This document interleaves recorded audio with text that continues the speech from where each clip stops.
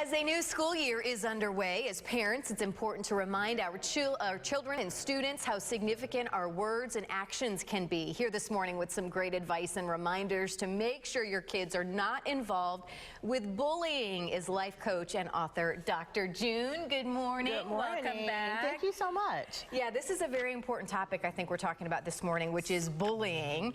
And I wanted to get your thoughts this morning, Dr. June, on something that we saw in the Morning Blend office that we just fell in love with. It's a picture that's gone viral, and it's of all things, toothpaste. Okay. And it's this mom who used toothpaste as an example. She was trying to make a lesson out of it. Here it is on her Facebook page. And she says, listen, she's talking to her daughter who's going into middle school, and she's saying, you're going to have the opportunity to use your words to hurt, demean, slander, and wound others. You're also going to have the opportunity to use your words to heal, encourage, inspire, and love others. Just like this toothpaste, once the words leave your mouth, you can't take them back. Use your words carefully. I love this because I think it's a great lesson for everybody, parents, students. What are your thoughts? I just want to say this before we even get into it, that now we like to call it a person who bullies instead of a bully, because we don't want to give them that title, because when we say a person who does, that means that it's a person who can also change. Ah, yes. But in terms of using your words, that is probably one of the major ways a person who bullies will use that power, because words, you know, say, well, words can't hurt me, but it can, especially in middle school. And for two reasons that is so difficult in middle school. That age group? Yes. First, in middle school, what's happening? That's when your body is changing and everything. Most of your changes start occurring in middle school. So then, secondly, you're more sensitive. So that's really difficult for you, because when you know you're going through puberty and things are changing. Hormones are going crazy. Hormones are going crazy. Male and female. And you hear these negative words being said to you, that can really impact you. I still remember things that were said to me in middle school. Absolutely. So, all right, so what are some of the signs, and I don't know which one you want to start with, but two, to make sure that your kid is not being or acting like the bully. Right. And then what are some signs to make sure that that's not going on to your child? Exactly.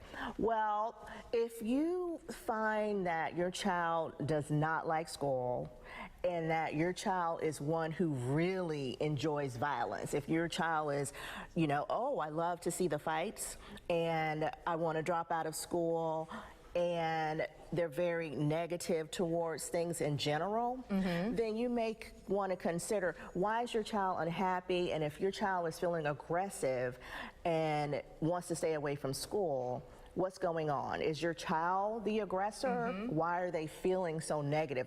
What's going on with that person? And what people don't understand, that the person who is actually doing the bullying usually has a problem of his or her own. Something needs to be addressed. Exactly. Some type of self-esteem issue. Maybe they are doing difficult, you know, not doing well in school, so they don't feel as smart as someone else, and that might be the person who is their victim. Yeah. So you need to find out, well, why are you feeling so aggressive? And why do you want to drop out of school? You know, I think it's important too, and something I want to make sure and teach my kids as well, is you may not even be the person being bullied or doing the bullying, but as a witness, I think it's important to not encourage that behavior as well, because I think if we can start to change the culture that that's not acceptable, that it's not okay, you know, to think that that's funny or encourage it, I think that's just as important. Well, I don't know if you've heard of the bystander effect. No, Well, the bystander effect, someone has fallen down and gotten sick, and they say, someone call 911.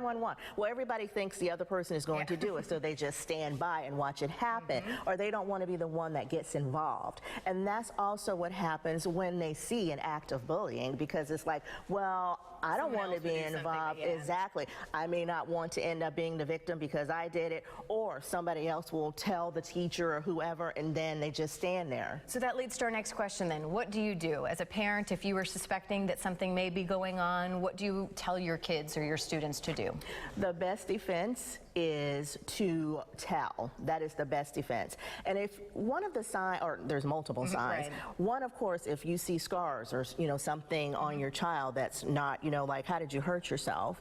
Another is social media. I don't know how many parents we didn't even get into social media. That's a whole other episode. Exactly, but even keeping tabs on that. Another, if your child was interested in school, if not, unlike the person who is the, you know, who's acting like the bully, but if your child was interested in school and all all of a sudden it's like, well, I don't want to go to school anymore, and you're like, well, Yeah. what's wrong? What's happening? Then you need to investigate. And I want to say that just because someone's getting on your nerve does not mean that person is, you know, acting like a bully.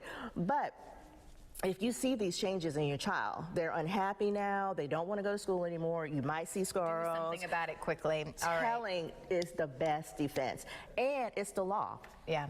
Dr. June, thank you so much. We love when you're here. We love how important Thank you. know Thank the you. power of positive thinking and positive words really is. So we Thank appreciate it. you. We look forward to having you back.